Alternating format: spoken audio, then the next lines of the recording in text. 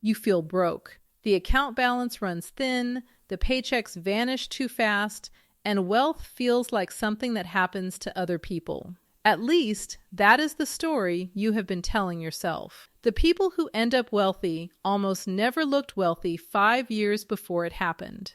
They looked exactly like you look right now. What separated them was invisible. It lived in small habits, quiet decisions, and a handful of signs that showed up long before the money ever did. By the end of this, you will know whether you already carry them. So how does someone go from feeling like they will never get ahead to quietly building real wealth in only 5 years? It rarely begins with a windfall, and it almost never begins with a high income. It begins with the way a person behaves when nobody is watching and the balance is still small. These are 13 invisible signs that you are on the path to wealth within 5 years, even if today you feel anything but. Some of them you may already have without realizing it, sitting quietly in your routines like coins between couch cushions. The ones you are missing are not talents you were born with or denied. They are choices, and every single one of them can be installed starting today, from exactly where you are on exactly the income you currently earn. So watch yourself closely as we go, because some of these are going to feel uncomfortably familiar. Number 1, you pay yourself before you feel ready. Watch what happens on payday in the average household. The money lands, the bills get paid, life happens, and whatever survives until the end of the month becomes savings. Usually nothing survives. That is the quiet trap, and it has almost nothing to do with discipline or character. It is a sequencing problem, and sequencing problems are invisible until someone points them out. The people who build wealth flip the order entirely. The moment money arrives, a slice of it moves out automatically into savings or investing before a single discretionary dollar gets spent. They are not waiting to feel ready, because ready never arrives. There is always a reason to start next month. The car needs tires, the holidays are coming, the rent went up again.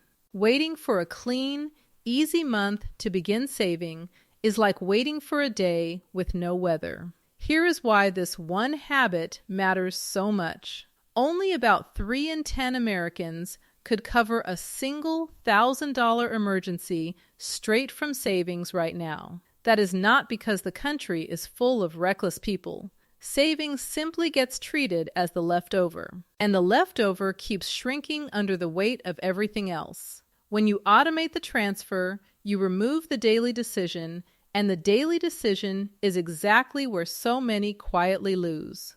A system does not get tired, does not get tempted, and does not forget. It just runs quietly in the background of a life that is otherwise as chaotic as anyone else's. That is the secret nobody mentions. The future wealthy are not more disciplined than you. They have simply arranged their money so that less discipline is required, because the most important decision already happened automatically before they woke up. Tamsin earned a modest income and felt broke for years. The shift was not a raise, and it was not a budgeting app. She set a single automatic transfer for the morning after each paycheck, small enough that she barely felt it leave. The first month she worried it would hurt. It did not. 2 years later, she had a cushion she never consciously built, assembled almost entirely out of money she would otherwise have spent without noticing. If money still touches your hands before it touches your future, this is the first habit to install, and it quietly sets up everything that follows.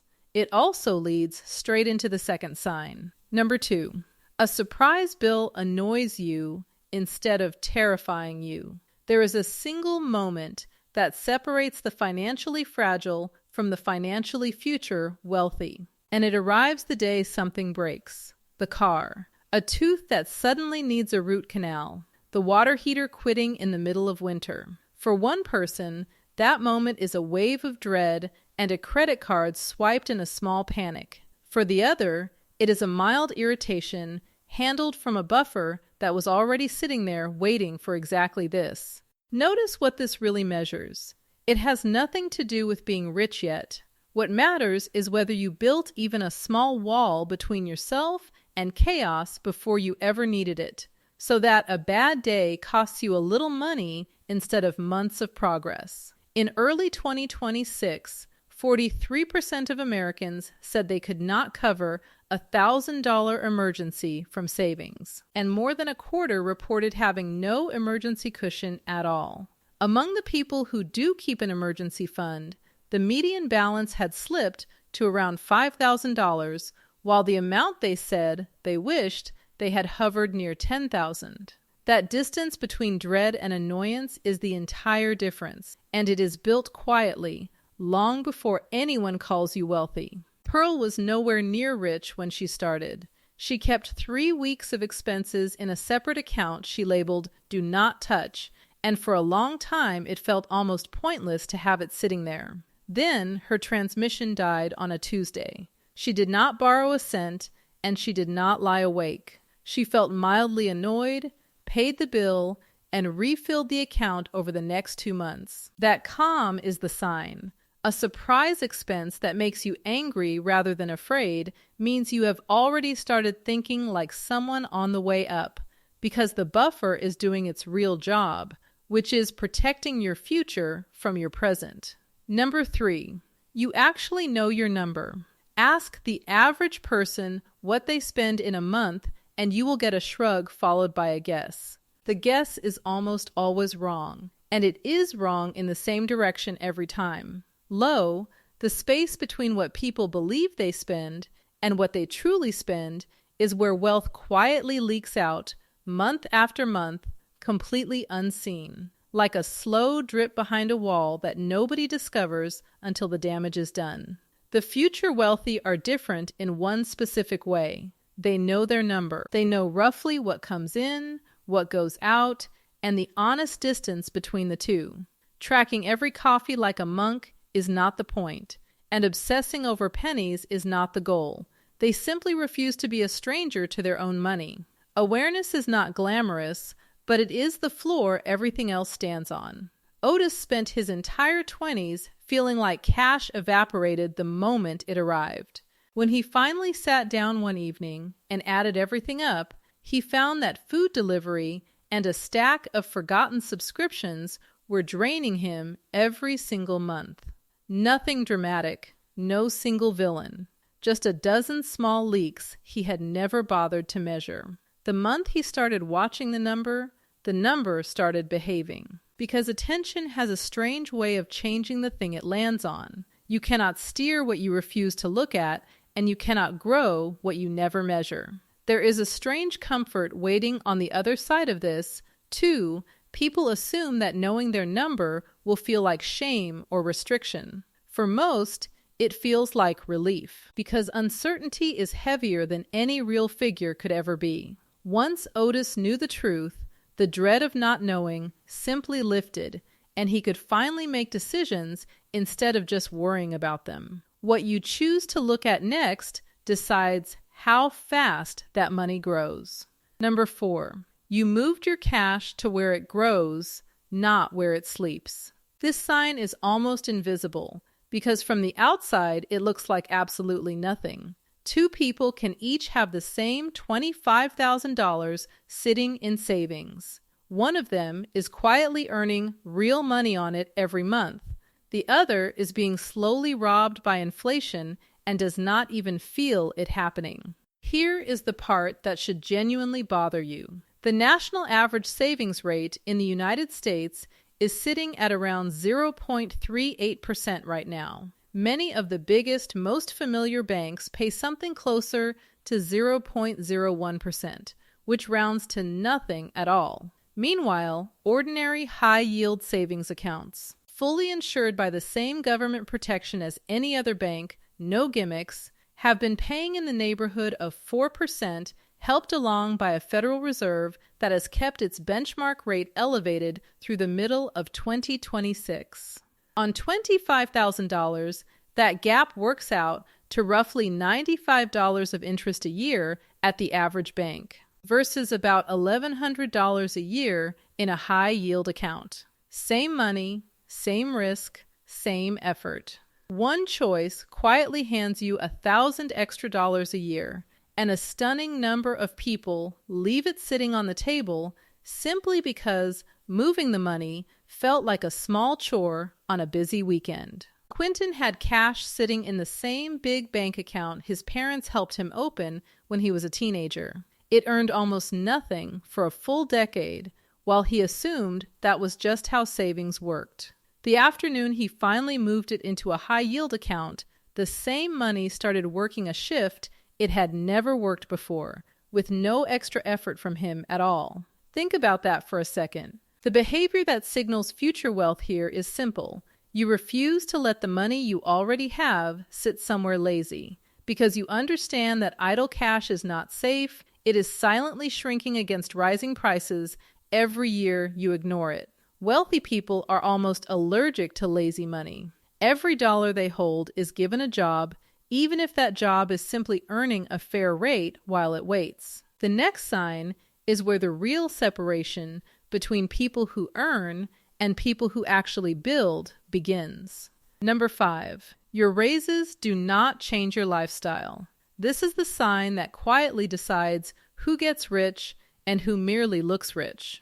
When the average person earns more, they spend more, almost reflexively, before the bigger paycheck has even fully landed. The raise buys the nicer car, the upgraded apartment, the better everything, until the new income feels every bit as tight as the old one did. Economists call it lifestyle creep, and it is the reason so many high earners reach their 50s with shockingly little to show for decades of strong pay. The future wealthy break this loop on purpose. When the raise arrives, the lifestyle stays roughly where it was, and the difference flows into savings and investments instead of into a grander version of the same life. The gap between what they earn and what they spend keeps widening, and that widening gap is the raw material that wealth is actually made of. Nobody gets wealthy from the size of their paycheck. They get wealthy from the size of the space between the paycheck and the spending, and that space is something you control far more than your salary. A person earning an ordinary income who keeps their spending flat for a few years can quietly open a gap that a high earner with an ever-growing lifestyle never manages to create.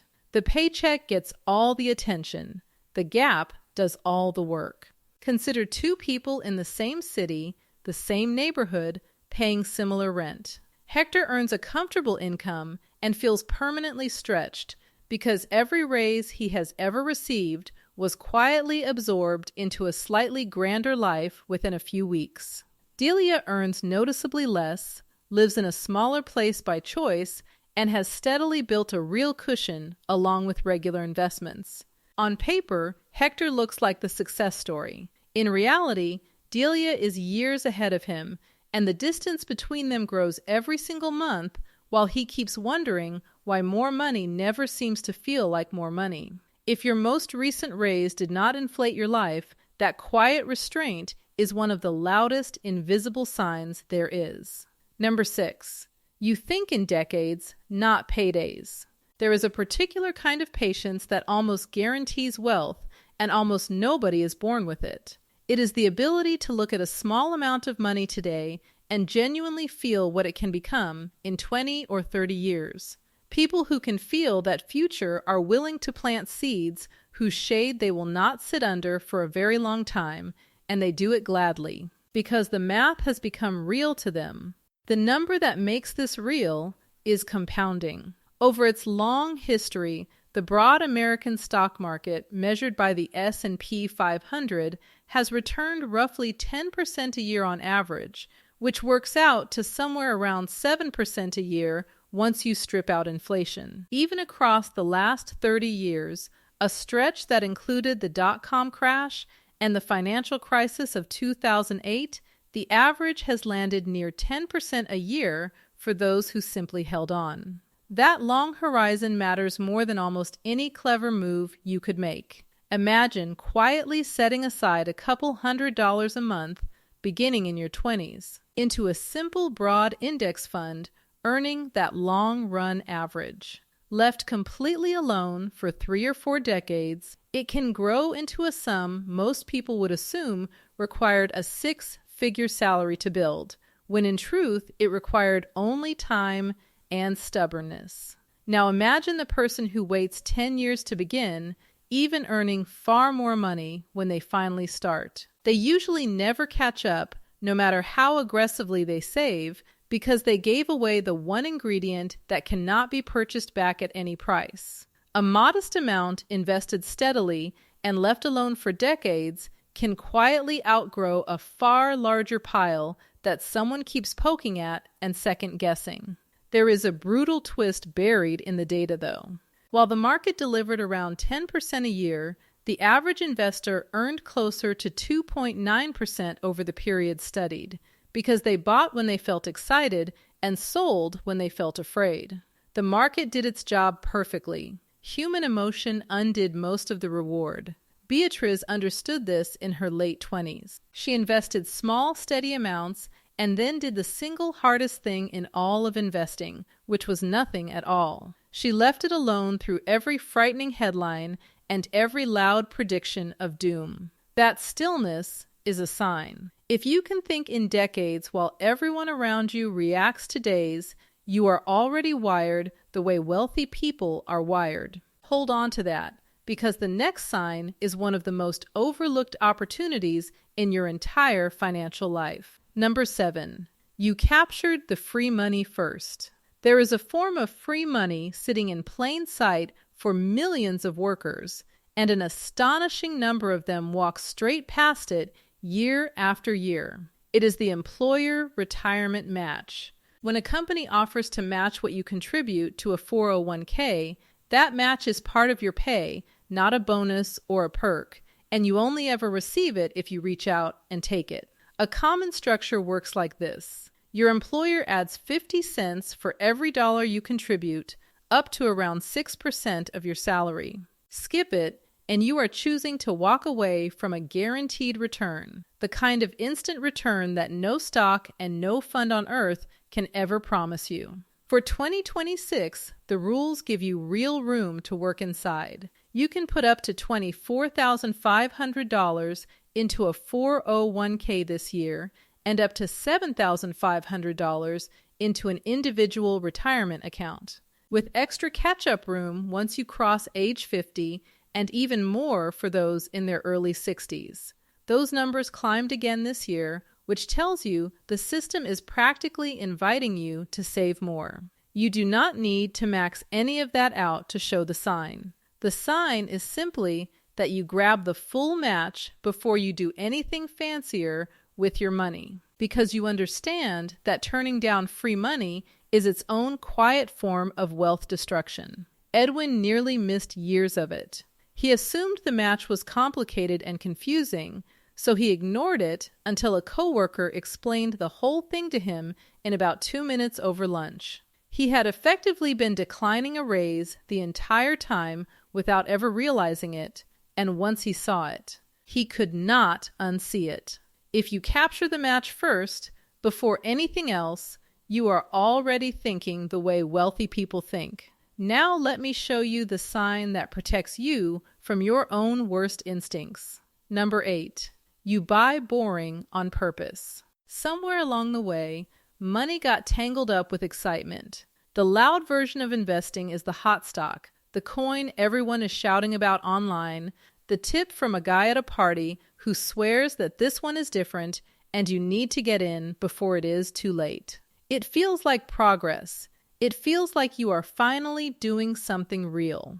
And it almost always ends in a quiet loss that nobody ever posts about online. The future wealthy do something that looks almost embarrassingly dull by comparison. They buy broad, low-cost index funds that simply own a slice of the entire market at once, and then they keep buying, month after month, through the good years and the ugly ones. There is no thrilling story to tell at dinner. There is just steady, patient ownership of thousands of companies at the same time, quietly growing in the background of their lives. This is not about being smart, it is about being patient. One of the most respected investors who has ever lived has said plainly that for the overwhelming majority of people, a simple low-cost index fund is the smartest place they could ever put their long-term money. The reason this counts as a sign is psychological more than financial. Choosing boring on purpose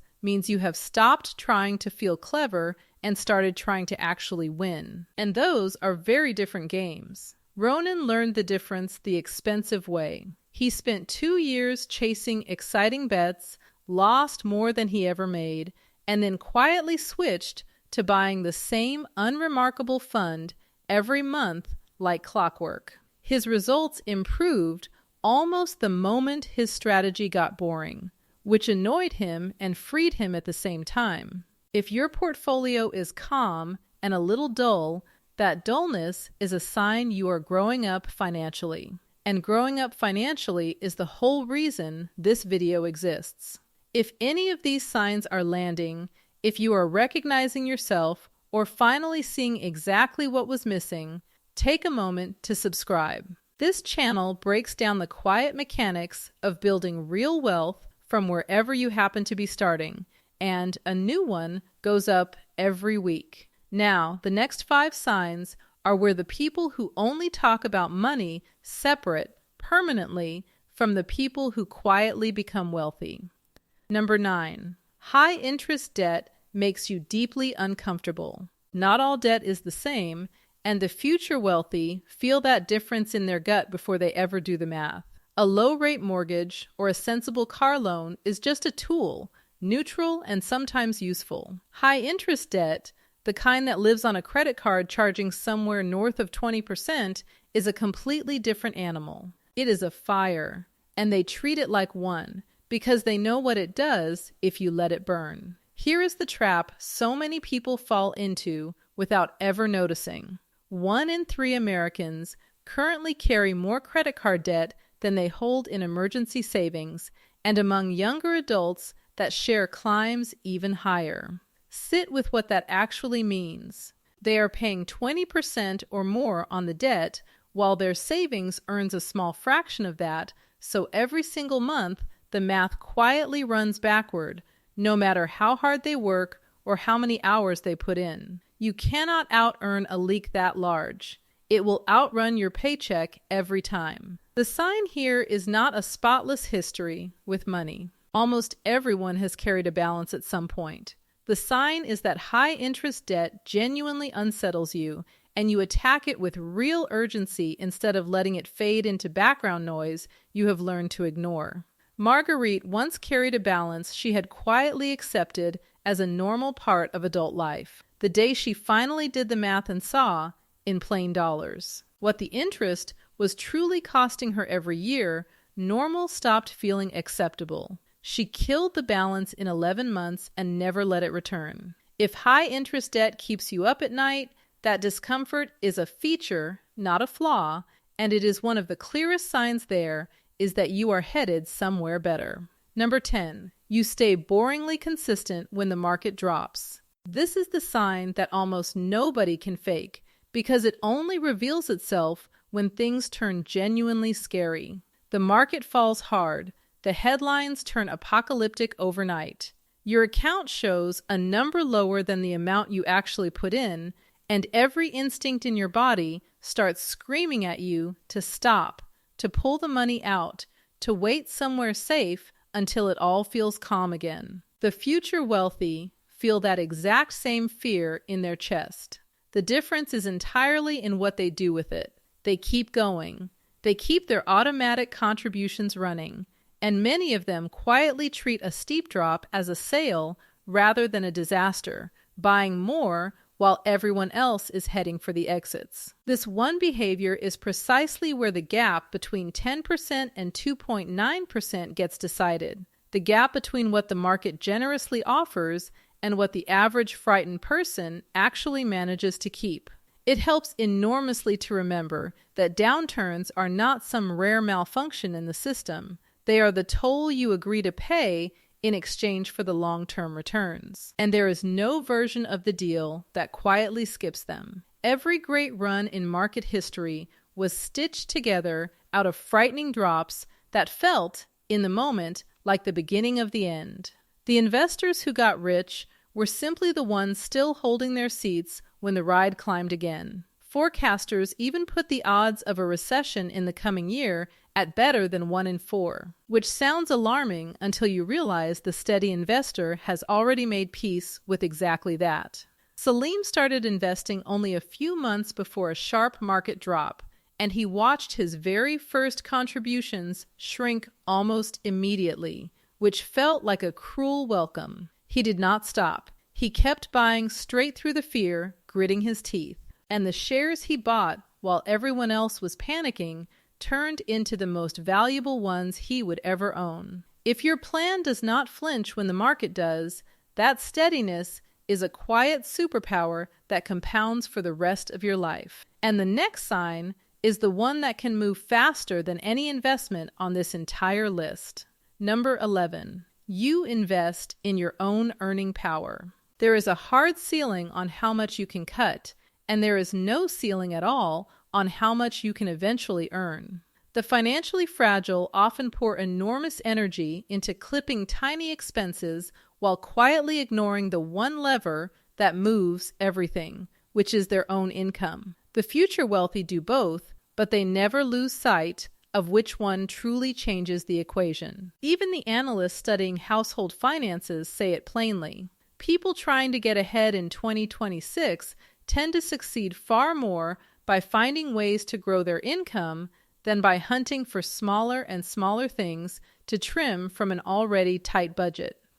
A skill that raises your pay, maybe a certification that unlocks a better job, or a side effort that slowly grows into a real second stream of money. Those moves do not simply add a little around the edges. They reset the whole machine, because a larger income flowing into every other habit on this list pours fuel on all of them at once. The same automatic transfers, the same investing, the same restraint.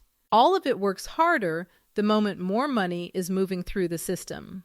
Noelle felt stuck for years on a salary that barely moved no matter what she did. Rather than spending her evenings obsessing over the grocery bill, she spent a year quietly building a skill that made her far more valuable to employers, then changed jobs for a meaningful raise. Almost overnight, the same modest saving habits that had felt like crumbs were suddenly moving real money around. If you treat your own ability to earn as an asset worth investing in, rather than a fixed number you are stuck with, you are thinking like someone whose income and whose wealth is on its way up. Which brings us to a sign that is almost sneaky in how reliably it works.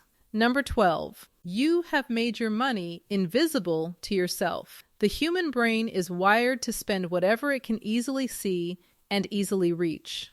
The future wealthy quietly turn that wiring against itself. They build distance and friction between their saving and their spending. So the money meant for the future becomes genuinely hard to touch on a random whim at 11 at night. This shows up in dozens of small, deliberate choices. Savings sit in a separate bank from the everyday checking account, so a bored evening of scrolling does not quietly become an impulse purchase. Investments live somewhere that pulling money out takes a few days and a little effort, which is just enough delay for most urges to pass on their own. The tempting card stays out of the wallet entirely. The transfer happens automatically before temptation ever has a chance to enter the room and make its case. It sounds almost too simple to matter, and yet it works far better than raw willpower ever could. Willpower is a battery that drains steadily all day long, until by evening there is nothing left to resist with. Friction never gets tired and never has a bad day. The money you cannot easily see is the money that survives long enough to actually grow into something. If your savings and investments are tucked somewhere your impulses cannot casually reach, you have quietly built a system that protects you from the single most dangerous spender you will ever meet, which is yourself on a hard day. And notice how gentle this is. There is no shaming yourself, no white-knuckled restraint, no promising to be better next month. You simply move the money once, set up the distance once, and then let the design do the work that your tired evening brain cannot. The wealthy are not saints. They are just architects of their own small inconveniences. That leads directly into the final sign, the one that ties every other sign together into a single thread. Number 13. You started before you had it all figured out. This is the sign that outranks every other one, because without it, none of them ever begin. The financially stuck are so often waiting to earn more, waiting to feel ready, waiting to understand absolutely everything, waiting for some perfect future moment when starting will finally feel completely safe and obvious. That moment is a mirage that retreats every time you walk toward it. It never arrives, and the waiting itself slowly becomes the single largest loss of all. The future wealthy start messy and a little scared. They open the account before they fully understand it. Then they invest the small, almost embarrassing first amount that feels too tiny to bother with. They make beginner mistakes and keep going anyway, because they have grasped the one truth that quietly changes everything, which is that time is the single most important force in all of money, and you cannot ever buy yesterday back. $1 invested today has decades in front of it to compound. That same dollar invested after years of hesitation has lost the only thing that ever made it special, and no amount of future income can return that lost time to you. When Beatrice first began, she invested an amount so small it honestly felt pointless, almost like a joke she was playing on herself. It was not pointless at all.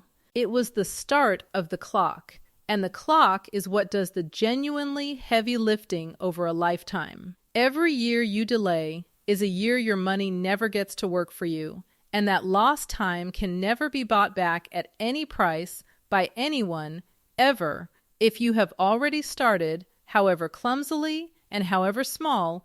You have done the hardest and most important thing on this entire list. And if you have not yet, the best moment was years ago. The second best moment is today, before this video even ends. And starting does not mean having a plan worthy of a finance textbook. It means doing one small, slightly scary thing that moves you from thinking to acting. Opening the account, sending the first transfer, buying the first share of the boring fund. The amount almost does not matter at the beginning. The act is what flips the switch, because a person who has started is a fundamentally different person from one who is still waiting for permission that is never coming. So look back at the broke feeling you walked in carrying, the thin balance, the vanishing paychecks, the quiet sense that wealth belongs to other people in other lives. None of that is the true measure of where you are actually headed. The real measure is whether these 13 quiet signs show up in how you behave when nobody is watching and the balance is still small. Do you automate before you feel ready, keep a buffer, and know your real number? Has your cash been moved somewhere it actually grows? And does your lifestyle hold steady when your income finally rises? Can you think in decades, grab the free money first, and keep your investing boring on purpose? Does high interest debt bother you enough to attack it? And do you stay calm when everyone around you is panicking? Are you growing your income while keeping your savings just out of your own easy reach? And above all of it, have you already started, however small? If even a few of those describe the way you live, then the wealth has not arrived yet, but it is already quietly on its way to you. The signs come first. The money simply follows. If you want the single most natural place to begin turning these signs into a real foundation, it is worth understanding bonds before you reach for anything more complicated or exciting.